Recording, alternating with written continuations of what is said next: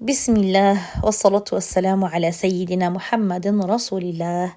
السلام عليكم ورحمة الله تعالى وبركاته أخواتي الغاليات، معلمات وطالبات مؤسسات حتى تتلو أخواتي، دائما في إطار دورتنا ديال الإجازة لتحفة الأطفال إن شاء الله الرحمن الرحيم. اليوم معنا الحلقة الثانية باب أحكام النون الساكنة والتنوين.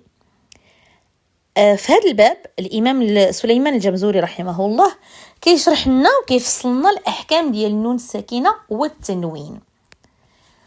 احنا غادي ناخذوهم حكم مقاطع ديال الأبيات، كل الأبيات ديال الحكم ناخذوهم بوحدهم باش يسهل علينا الحفظ ديالهم وتثبت معنا الفهم ديالهم والشرح ديالهم.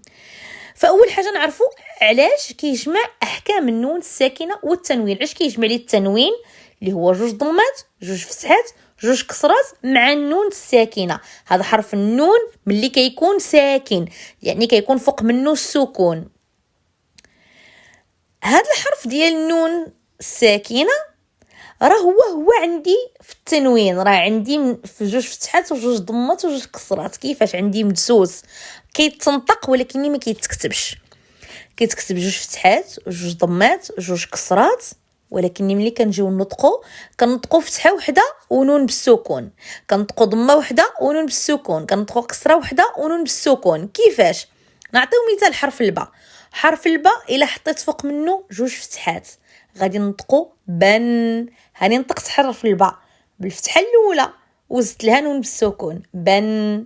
طيب نجيبوا الباء ونحطوا فوق منه جوج ضمات غنطقوه بن. هاني جبت الباء بضمه وحده والضمه الزوجه جبت بلاصتها نون بالسكون. ناخذ الباء بجوج كسرات بن. هاني نطقت الباء بكسره وحده والكسره الزوجه جبت بلاصتها نون بالسكون بن بن بن. فاذا عندي في التنوين اللي هو جوج فتحات جوج ضمات جوج كسرات واحد النون مدسوسه كتتنطق ولكن ما كتكتب شيء.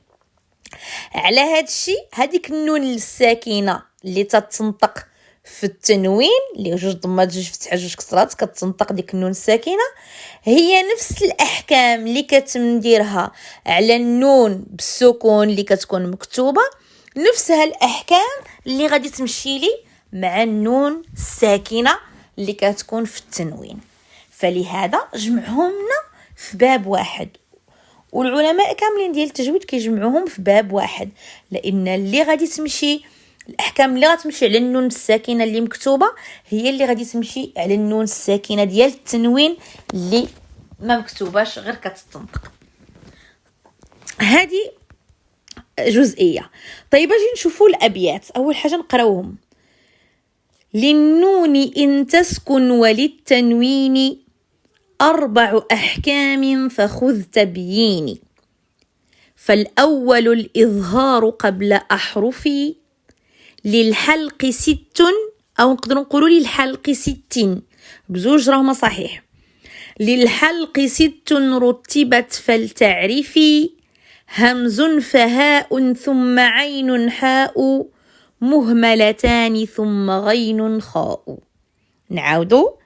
للنون إن تسكن وللتنوين 4 أحكام فخذ تبييني. فالأول الإظهار قبل أحرفي للحلق 6 رتبت فلتعرفي همز فهاء ثم عين حاء مهملتان ثم غين خاء. بالنسبه للاخوات اللي غادي يسالوني واش معلمه نديروا الادغام ونديروا الاخفاء ونديروا، يجوز الحالتين. يعني هو اللسان العربي الفصيح راه كيطبق الاخفاء والادغام والاقلاب والقلقله يطبقهم، ولكن جائز في النظم يعني في المتون اننا ما نجيبوش الادغام والاخفاء. فلهذا تلقاوني في بعض المواقع قريتها قريبه الاخفاء، وفي بعض البلايص راه ما قريتهمش. يعني ولكن القلقله واجب، وبقات الاشكاليه نتاع الاخفاء والإدغام يعني الأمر فيه يعني اختلاف وفيه سعة. تمام، واضح هذه الجزئية؟ اللهم يسر. طيب نمشيو دابا للشرح ديال هاد الأبيات. قلنا للنون إن تسكن وللتنوين. راه الإمام جمزوري رحمه الله كيهضر لي على حرف النون بالسكون وشنو معها التنوين. علاش قلنا؟ لأن التنوين راه فيه نون بالسكون مدسوسة كتنطق وما تكتبش. هاد النون الساكنة نتاع التنوين والنون الساكنة عندهم 4 ديال الأحكام. شحال عندهم؟ عندهم 4 ديال الأحكام. كيقول لك فخذ تبييني، يعني أجي خذ مني الشرح، غادي نشرح لك هاد الأحكام. كيقولنا فالأول، أول حكم هو فالأول الإظهار قبل أحرفي. قالك أول حكم هو حكم الإظهار. هذا الإظهار هو أنني ننطق النون كاملة واضحة بجزئيها اللساني والخيشومي. قالك هذا الإظهار عنده حروف قبل أحرفي. فوقاش نديرو قبل واحد الحروف اللي هما للحلق 6 رتبت فلتعرف. قالك هاد الحروف اللي من اللي تيجي قبل منها النون الساكنة أو التنوين ديال الإظهار هما 6 ديال الحروف ديال الحلق.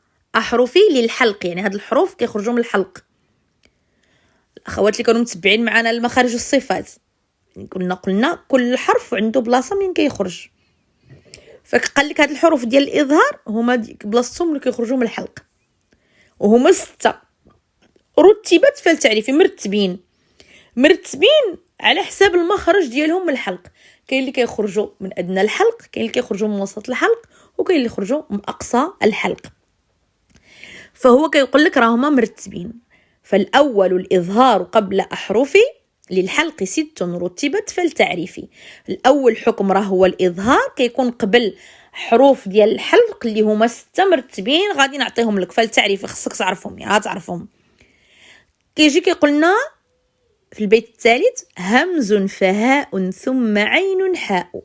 عندك الهمزة والها والعين والحاء مهملتان ثم غين خاء.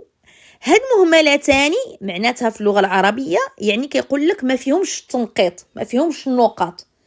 عين حاء ما فيهمش النقاط.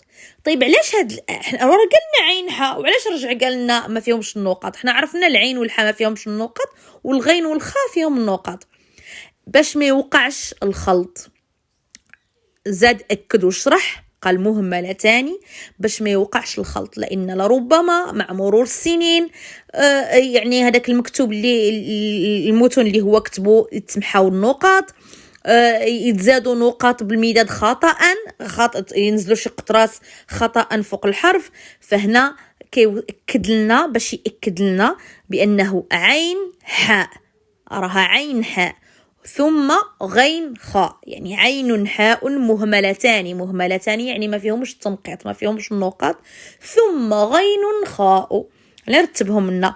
قال لك جوج الوالا هما الهمزه والها. همزه والها راهما كيخرجوا من اقصى الحلق. ثم قال لك العين والها، العين والها تيخرجوا من وسط الحلق.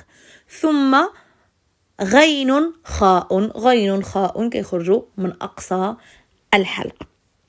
هذه اول حكم وأول أبيات في باب أحكام النون الساكنة والتنوين. ترجم الله سبحانه وتعالى التوفيق والتيسير للجميع، وبارك الله سعيكن، والسلام عليكم ورحمة الله تعالى وبركاته.